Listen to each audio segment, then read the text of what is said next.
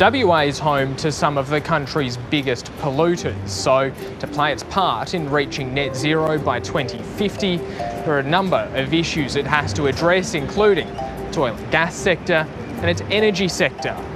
That's not going to be easy for the state government or the companies that call Perth home. So what's ahead in WA's transition to net zero? The deadline was yesterday, and because there is a global race for this. In addition to death and taxes, there's a new certainty, it's carbon responsibility. That's not going to go away. A big part of the WA government's emissions come from burning coal, but it's promised that will finish by the end of the decade. In its place, $3.5 billion worth of renewables will be built over 10 years. But new data from the Clean Energy Regulator shows that of all the renewable capacity committed to in Australia last year, WA accounted for just 5%. The worst thing that could happen is that we see that coal come out of the system and largely be replaced by gas, because we haven't moved quickly and early to replace that with renewable energy. Part of the issue, according to renewable energy consultant Liz Aitken, is that many projects can't get connected to the grid, which needs an overhaul worth tens of billions of dollars. We need to be building, we need to see what the plans are, we need to get in queues for supply, for people, for capabilities, and we also need to think about how we're actually going to fund this. While gas-fired power is expected to help bridge the energy gap to avoid blackouts, natural gas is the most reliable and a logical, scientifically logical path towards low carbon energy future as we move away from coal. Why would you invest in new gas-fired power plants when you're actually trying to bring emissions down, not let them rise?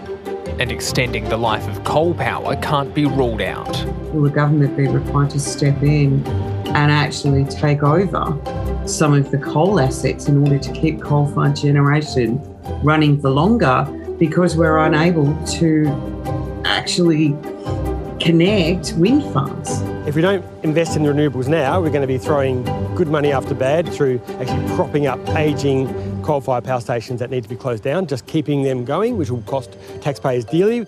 A state government spokesperson says the need for additional gas power will be assessed over coming years, and work is underway to ensure the grid is fit for purpose. Both state and federal governments have acknowledged the role gas has to play in their plans for a more green energy grid. But still, the industry's emissions remain controversial, something Woodside is no stranger to. Just say no! Scarborough Gas has got to go! Australia's largest oil and gas company, Woodsides, has tripled its full-year profits as global energy prices soar. But climate activists were focused on a different figure. Woodside's emissions were reduced by just 1% more than they were last year. What we saw was just more of the same. So still a massive reliance on offsets. The federal government has vowed to force big emitters, including Woodside, to reduce their carbon output by about 5% a year. But it's not just regulations encouraging change. John Connor heads up the Carbon Market Institute, which tries to help bridge the gap between Australia's biggest emitters and their net zero goals. He says pressure to act on emissions is growing. That's for big emitters, that's for governments, community groups, industry groups, and so obviously this is leading us to some awkward conversations. That's happening with its own members too, some of which, like Woodside, face losing membership benefits if they aren't cutting their carbon output fast enough. We actually want to work with companies, and you've got to start with where they are, but we've also got to have credibility in how we're engaging and talking about these things. Woodside says it's on track to meet its own emissions reduction targets, but won't put its climate plan to a vote this year after it was almost rejected last year. Despite the really strong feedback from investors, Woodside hasn't offered another vote on the climate plan. So we're expecting that the lack of responsiveness that Woodside has demonstrated in its latest climate plan will antagonise investors further. Whether it's investor pressure or government regulations that spur action on emissions, there's confidence things will change.